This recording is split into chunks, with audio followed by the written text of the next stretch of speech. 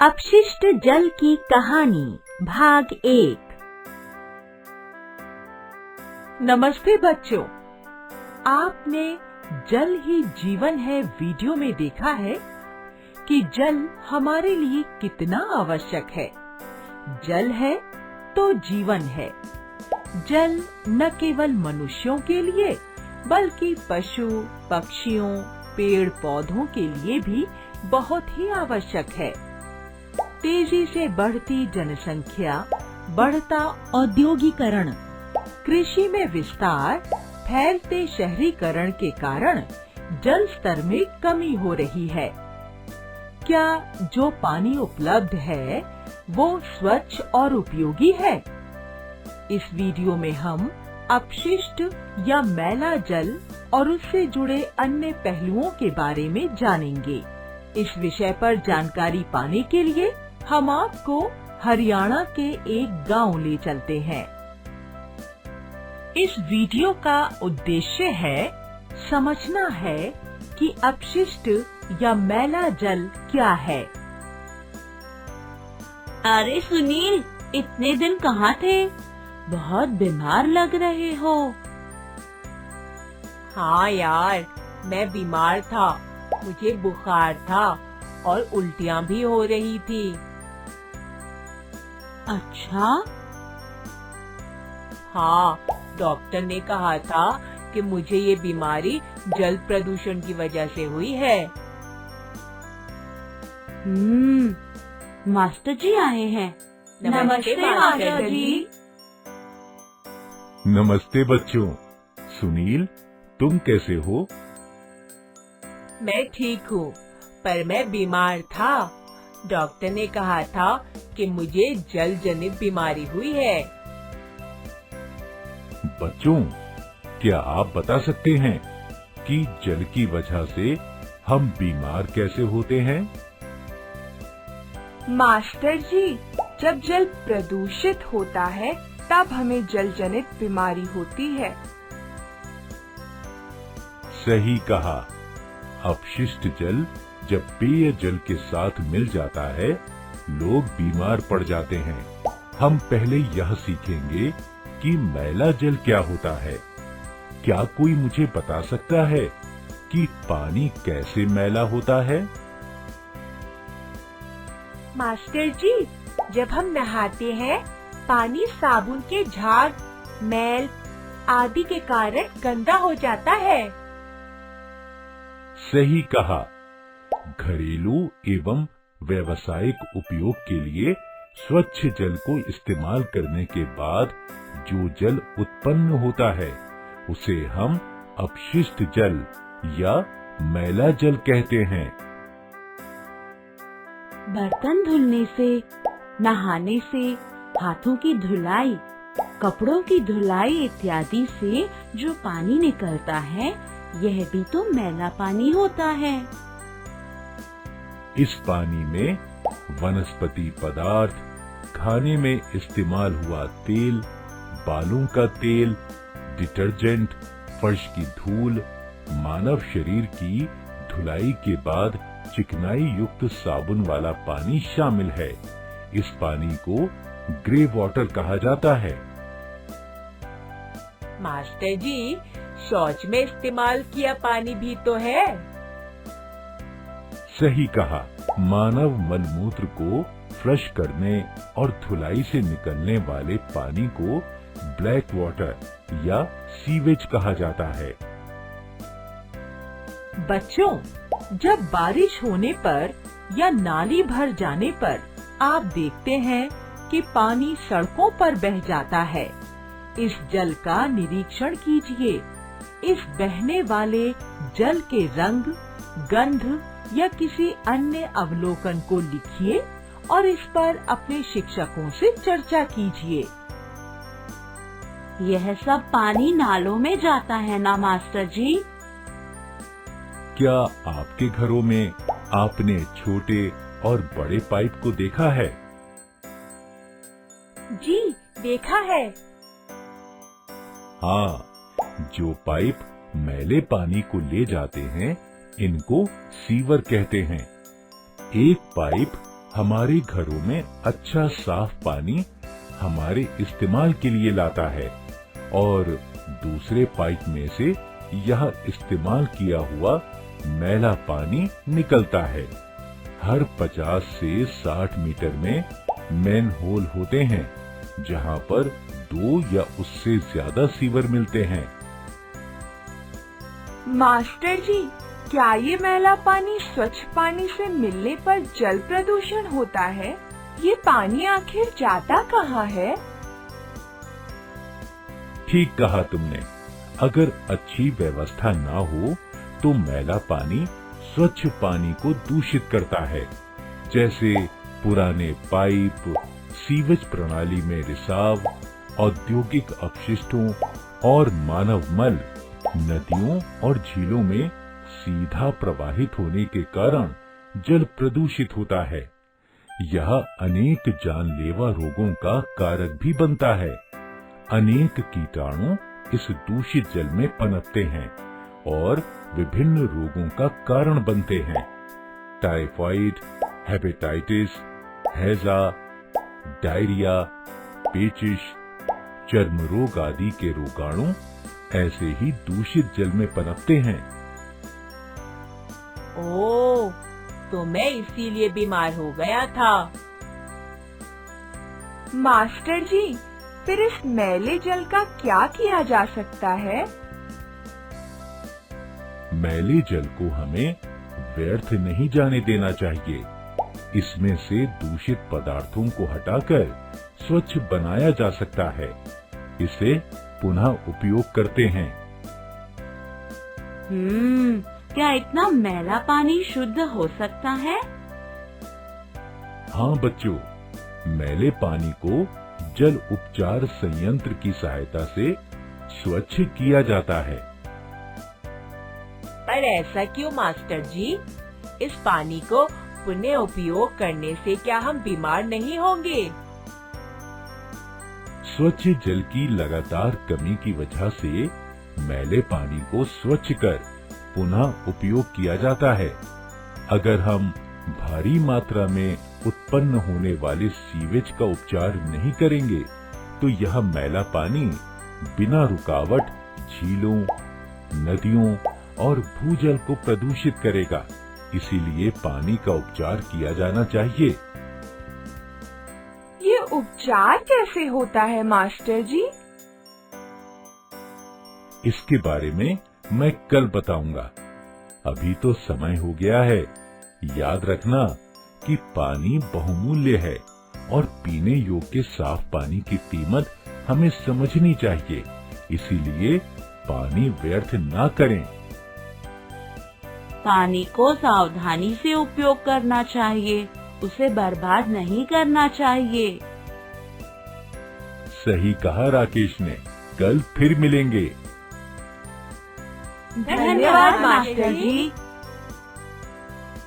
बच्चों, इस वीडियो में आपने मैले जल और उसके अलग पहलुओं के बारे में जाना है। जल प्रदूषण की वजह से कई बीमारियां फैलती हैं। इसीलिए मैले जल को स्वच्छ जल में नहीं मिलाना चाहिए। अगले वीडियो में आप मैले पानी को स्वच्छ करने की प्रक्रिया के बारे में जानेंगे। फिर मिलेंगे। अपशिष्ट जल की कहानी भाग 2।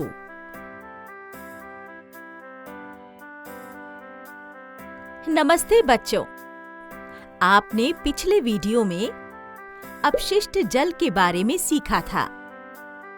ये दूषित जल किसी भी जल स्रोत में मिलने से उसे प्रदूषित कर देता है। इसके कारण जल स्रोत का जल पीने अथवा अन्य मानवीय उपयोग के योग्य नहीं रह जाता है। इस जल का उपचार करना बहुत ही महत्वपूर्ण है। आइए हम फिर से राकेश की कक्षा में जाएंगे और अपशिष्ट जल के उपचार के बारे में जानेंगे। इस वीडियो का उद्देश्य है समझना है कि अपशिष्ट जल का उपचार कैसे किया जाता है।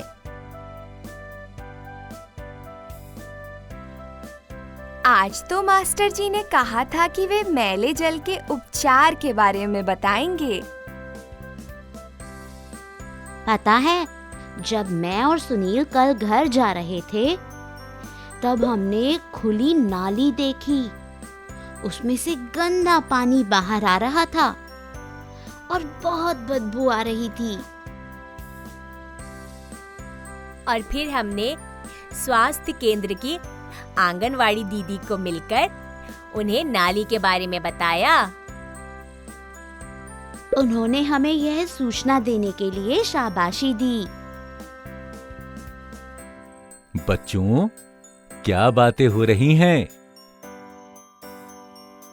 नमस्ते मास्टर जी। नमस्ते। सभी बैठ जाओ। कल हम अपशिष्ट जल के बारे में बात कर रहे थे। आज हम उस जल के उपचार के बारे में सीखेंगे। आप में से कोई मुझे बता सकता है कि अपशिष्ट जल में कौन से पदार्थ मिल सकते हैं? कपड़ों के टुकड़े, डिब्बे, प्लास्टिक के पैकेट, नैपकिन, मिट्टी, डंडियां, कागज इत्यादि मास्टर जी। सही कहा। इसके अलावा मल, तेल और काफी सारे भौतिक, रासायनिक और जैविक द्रव्य भी होते हैं। इसीलिए अपशिष्ट जल के उपचार के लिए भौतिक, रासायनिक और जैविक प्रक्रियाएं इस्तेमाल की जाती हैं। मास्टर जी, इन सब प्रक्रियाओं के बाद इस जल को कहाँ छोड़ते हैं? दूषित जल के समुचित उपचार के बाद उसका पुनर्चक्रण किया जाता है। इसे आवश्यकता अनुसार वृक्षारोपण, सिंचाई, फ्लशिंग इत्यादि में उपयोग किया जाता है। यह ग्रे वाटर से ही किया जाता है। सीवेज में अधिकतर ग्रे वाटर ही होता है। और ब्लैक वाटर से क्या करते हैं? ब्लैक वाटर में काफी बैक्टीरिया, ई कोलाई, वायरस इत्यादि रोगाणु होने के कारण इसे घर में पुनः उपयोग नहीं किया जाता। ज्यादातर मल और ब्लैक वाटर को खाद और मिट्टी में पोषक तत्वों के रूप में इस्तेमाल किया जाता है। क्या पानी को नदियों और समुद्र में भी छोड़ा जाता है? उपचार किया गया पानी नदियों और समुद्र में भी छोड़ा जाता है। इस तरह से उपचारित जल में काफी कम मात्रा में कार्बनिक पदार्थ और निलंबित तत्व रहते हैं। प्राकृतिक प्रक्रम से ये साफ हो जाते हैं और काफी बार पानी में क्लोरीन तथा ओजोन मिलाया जाता है। इनसे पानी रोगाणु मुक्त हो जाता है। बच्चों, पानी प्राकृतिक रूप से नदियों में भी स्वच्छ हो जाता है। ये कैसे संभव है? मास्टर जी, इसका मतलब ये है कि उपचार के बिना जल को हमें नदियों, समुद्रों में नहीं छोड़ना चाहिए।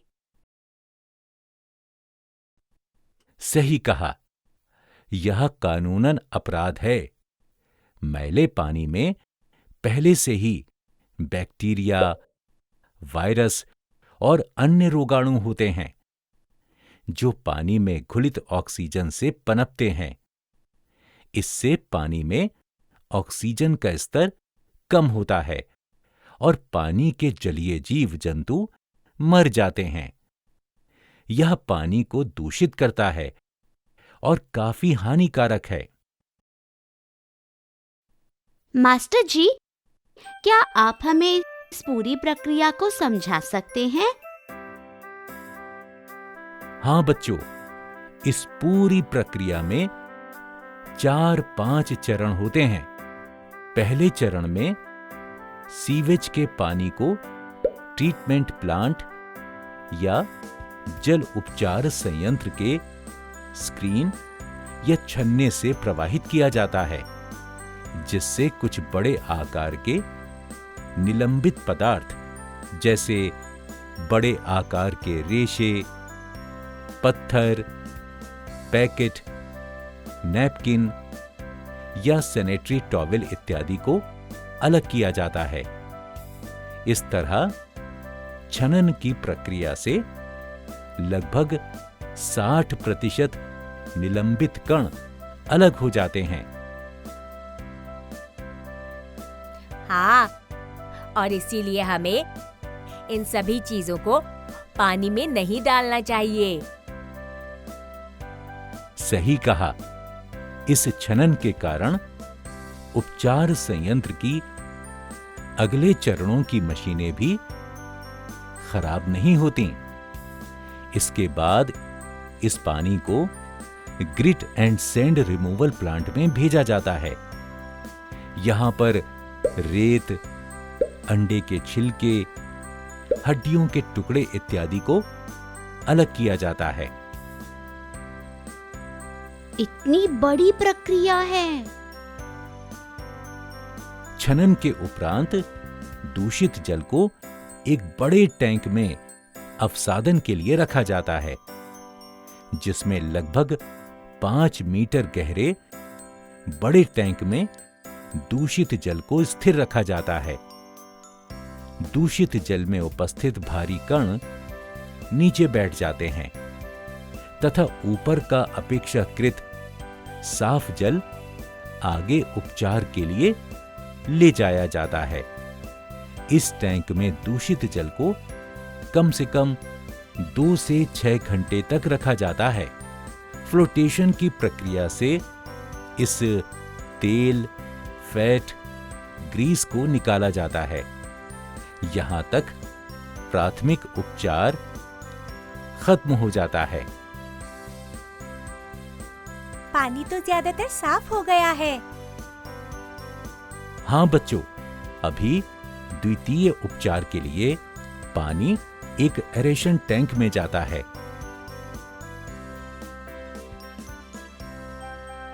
इस प्रक्रिया में एरोबिक बैक्टीरिया से इसे उपचारित किया जाता है।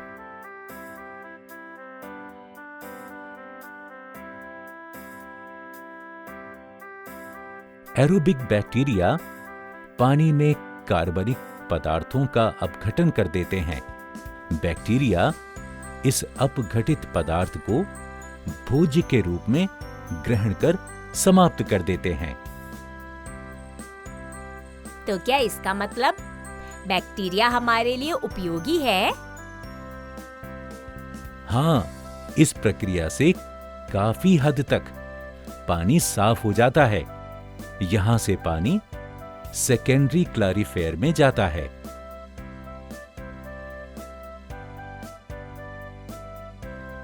यहां पर बायोलॉजिकल वेस्ट या जैविक वस्तुओं के अपशिष्ट को अलग किया जाता है। पानी में क्लोरीन मिलाकर सिंचाई, फ्लशिंग इत्यादि के लिए उपयोग किया जाता है। बचा पानी नदियों और समुद्रों में भेजा जाता है। नीचे बचे हुए बायोलॉजिकल वेस्ट या जैविक अपशिष्ट को स्लज थिकनर में भेजा जाता है।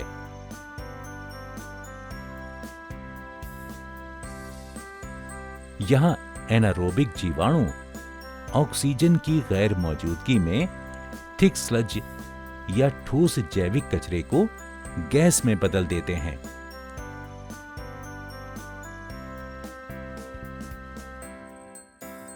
इसे बायोगैस भी कहते हैं। बहुत सूखा हुआ स्लज खाद के रूप में इस्तेमाल किया जाता है। मास्टर जी, यह इतनी लंबी प्रक्रिया है। हमें ध्यान रखना चाहिए कि कचरे को नाले में या किसी जल स्रोत में नहीं डालें। अच्छी तरह से समझाने के लिए धन्यवाद। धन्यवाद मास्टर जी। बच्चों, इस वीडियो में आपने जल उपचार के बारे में सीखा। अगले वीडियो में आप स्वच्छता के बारे में जानेंगे। फिर मिलेंगे। अपशिष्ट जल की कहानी भाग 3। नमस्ते बच्चों, आपने पिछले वीडियो में अपशिष्ट जल के उपचार के बारे में सीखा था। अपशिष्ट जल का उपचार करने के लिए 4 से 5 चरणों से गुजरना पड़ता है। इस उपचार में भौतिक, रासायनिक और जैविक प्रक्रियाएं शामिल होती हैं। हम सभी की जिम्मेदारी है कि हम अच्छी गृह व्यवस्था बनाए रखें ताकि पानी में अपशिष्ट पदार्थों और प्रदूषकों को कम कर सकें या पूरी तरह से हटा सकें। आज राकेश के घर और उसके अड़ोस पड़ोस में आंगनवाड़ी दीदी स्वच्छता निरीक्षण करने आ रही हैं। चलो चलते हैं। इस कहानी के उद्देश्य हैं क. समझना है कि घर में स्वच्छता को कैसे बनाए रखना है। ख. समझना है कि सार्वजनिक स्थलों में स्वच्छता क्या है। दीदी, क्या मैं अंदर आ सकती हूँ? कमला, अंदर आओ। कैसे आना हुआ? दीदी, मैं घर घर का निरीक्षण कर रही हूँ। आजकल काफी बारिश हो रही है और जल जनित बीमारियाँ फैल रही हैं। हाँ, राकेश भी कह रहा था कि सुनील एक हफ्ता बीमार था और उसे हैजा हुआ था। हाँ दीदी, इसीलिए मैं इस मोहल्ले के घर घर जाकर देख रही हूँ कि साफ सफाई हो रही है या नहीं। नमस्ते दीदी। नमस्ते। चलिए घर का निरीक्षण करते हैं। कई बार हम नाली में और हाथ धोने के सिंक में कई चीजों को फेंकते हैं जिनसे पानी दूषित हो जाता है। हाँ दीदी, मास्टर जी ने कहा था कि हमें खाना पकाने के तेल और चिकनी चीजों को नाली में फेंकना नहीं चाहिए। हाँ, सही कहा। हमें तेल और चिकने पदार्थों को एक बोतल या बर्तन में इकट्ठा करके ठोस वस्तुओं के अवशेष के साथ फेंकना चाहिए। उसे कूड़ेदान में फेंकना चाहिए।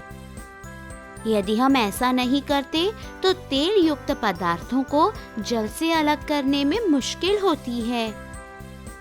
कमला, हम चाय पत्ती, सैनिटरी टॉवल, ठोस खाद्य पदार्थ इत्यादि को भी कूड़ेदान में ही फेंकते हैं। हमें पता है कि अगर रुई या सैनिटरी टॉवल को शौचालय में फेंक दिया जाएगा तो नाली के पानी के बहने में बाधा आएगी। आपने ठीक कहा। यदि नाली के पानी का बहाव रुक जाता है तो सीवर के पानी में ऑक्सीजन की मात्रा कम होने लगती है। अपघटन की प्राकृतिक प्रक्रिया के लिए ऑक्सीजन महत्वपूर्ण है। इस घर में सब ठीक है। मैं अभी लता के घर जाऊंगी। नमस्ते दीदी, अंदर आओ। मैं तुम्हारे घर का निरीक्षण करने आई हूँ। अरे, ये क्या? यहाँ नाले के पास कीटनाशक रखा है। अगर ये पानी में गिर जाएगा तो ये कीटनाशक उन कीटाणुओं को मारेगा जो पानी को शुद्ध करने में मदद करेंगे। इसको यहाँ से हटाओ। जी दीदी। पेंट, मोटर का तेल, कीटनाशक, औषधियों आदि को पानी में नहीं डालना चाहिए। चलो, मैं मोहल्ले के सभी परिवारों से मिलूंगी और समझाऊंगी। चलिए दीदी। जैसे कि आप सभी जानते हैं, आजकल बारिश का मौसम है और कई लोग बीमार पड़ रहे हैं। जल जनित बीमारियां फैल रही हैं। आप सभी को कुछ बातों को ध्यान में रखना होगा। दीदी, मुझे पता है कि हमें खुले में और पानी के स्रोतों के पास शौच नहीं करना चाहिए। ऐसा करने से सतह का जल और भूजल भी दूषित हो सकता है और हमारे पेयजल के स्रोतों में मिल जाने से हम जल जनित बीमारियों के शिकार हो सकते हैं। सही कहा सुनील ने। ऐसी कई सावधानियां हैं जिनका पालन करके हम जल प्रदूषण को रोक सकते हैं। और पानी को काफी हद तक मैला होने से बचा सकते हैं। इसीलिए आप लोगों को नदी के किनारों, रेल की पटरियों, खेतों इत्यादि में शौच नहीं करना चाहिए। इससे सिर्फ बीमारी फैलती है। सरकार ने काफी सारे सार्वजनिक शौचालय बनवाए हैं, हमें उनको इस्तेमाल करना चाहिए। बच्चों, क्या आप सोचकर बता सकते हैं कि हवाई जहाज और बड़े समुद्री जहाज में वाहित मल का निपटारा कैसे होता है? रामू काका ने ठीक कहा। अभी कम पानी इस्तेमाल वाले कई वाहित मल निपटान तंत्र हैं जो पानी को प्रदूषित नहीं करते हैं। ये हमारे गांव में भी हैं। दीदी, हमें कूड़ा भी सही जगह फेंकना है ना? लता ठीक कह रही है। हमें सार्वजनिक स्थानों जैसे बस स्टैंड, रेलवे स्टेशन, मेले और भीड़ वाली जगहों में कूड़े को सही जगह पर फेंकना चाहिए। शौचालयों को साफ रखना चाहिए ताकि दूसरों को असुविधा ना हो। प्लास्टिक की बोतलों, पैकेट इत्यादि को सही जगह पर कूड़ेदान में फेंकना चाहिए, ना कि जल स्रोतों में। हाँ, जल को दूषित करना कानूनन अपराध है। हम सभी का ये कर्तव्य है कि वातावरण और पानी को साफ रखें। और मुझे उम्मीद है कि आप सभी सफाई का ध्यान रखेंगे। धन्यवाद।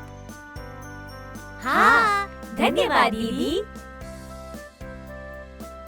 बच्चों, इस वीडियो में आपने देखा कि घर में और सार्वजनिक स्थलों में स्वच्छता कैसे बनाए रखनी चाहिए।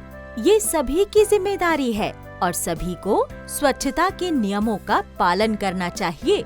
हम सभी को एक कदम स्वच्छता की ओर बढ़ाना चाहिए। धन्यवाद।